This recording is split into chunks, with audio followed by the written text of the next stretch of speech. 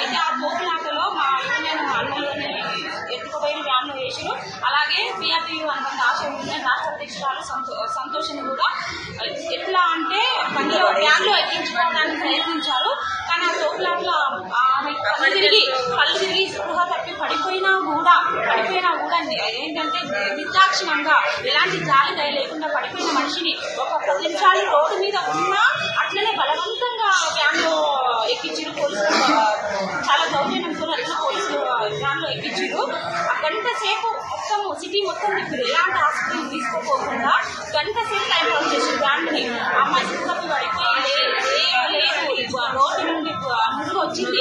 ఎంత అరుస్తున్నా ఎంత మొత్తుకున్నా హాస్పిటల్ మాత్రం తీసుకోకుండా గంట సేపు టైం పాస్ చేసి అదే పోలీస్ స్టేషన్కి పల్లెగూడ పోలీస్ స్టేషన్కి తీసుకెళ్లారు. అక్కడ పోలీస్ స్టేషన్ తీసుకెళ్లిన తర్వాత అక్కడి నుంచి అంబులెన్స్ మాట్లాడి ఉస్మానియా హాస్పిటల్ పంపించారు. ఇప్పటి వరకు 2 గంటలు 3 గంటలు కావస్తున్నా కూడా తను మాత్రం మా అధ్యక్షురాలు మా రాష్ట్ర అధ్యక్షురాలు కళ్ళు తెరవలేదు. తనతో పాటు యాదాద్రి జిల్లా మోసూరు మండలానికి చెందిన రహీంపి అనే మా ఆశా వర్కర్ మా తోటి అక్కడ కూడా కళ్ళు అమ్మ హార్ట్ ఉంది కళ్ళు తిరగలేదు. ఇంతవరకు కూడా ఆమె కూడా కళ్ళు తిరగలేదు. చేయంత చెస్ట్ అంతా లాగుతుంది, చేయంత తిరిగి వస్తుందని చెప్పడం జరిగింది. ఇద్దరికి అసలు వ్యాన్లో కుక్కలు లెక్క తీసుకోపోయింది కానీ హాస్పిటల్ మాత్రం ఎంత అడిగినా కూడా తీసుకోలేదు. ఇందులో ఏంటంటే చాలా పోలీసులకు దౌర్జన్యం చాలా ఉంది. సాటి మనిషి చచ్చిపోతుంది అన్నా కూడా వాళ్ళు రూల్స్ అండ్ రెగ్యులేషన్ పాటించి స్టేషన్కే తీసుకెళ్ళింది తప్ప ఎక్కడ హాస్పిటల్కి మాత్రం తీసుకోలేదు. చాలా పరిస్థితి ఇప్పటి వరకు కళ్ళు తెరవలేదు.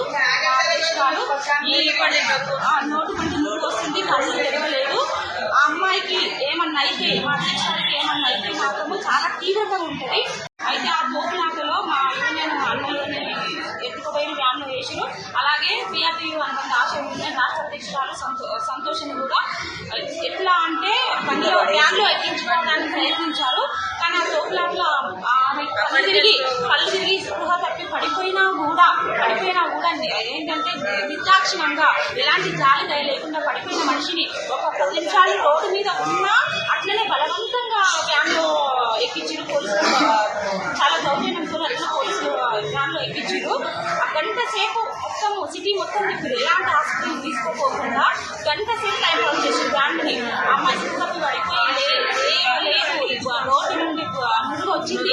ఎంత అరుస్తున్నా ఎంత మొత్తుకున్నా హాస్పిటల్ మాత్రం తీసుకోకుండా గంట సేపు టైం పాస్ చేసి అదే పోలీస్ స్టేషన్కి పల్లెగూడ పోలీస్ స్టేషన్కి తీసుకెళ్లారు.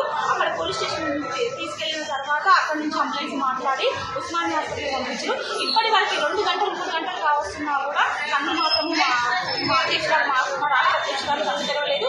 తనతో పాటు యాదాద్రి జిల్లా మోసూరు మండలానికి చెందిన రహీంపి అనే మా ఆశా వర్కర్ మా తోటి అక్కడ కూడా కళ్ళు అమ్మ హార్ట్ ఉంది కళ్ళు తిరగలేదు. ఇంతవరకు కూడా ఆమె కూడా కళ్ళు తిరగలేదు.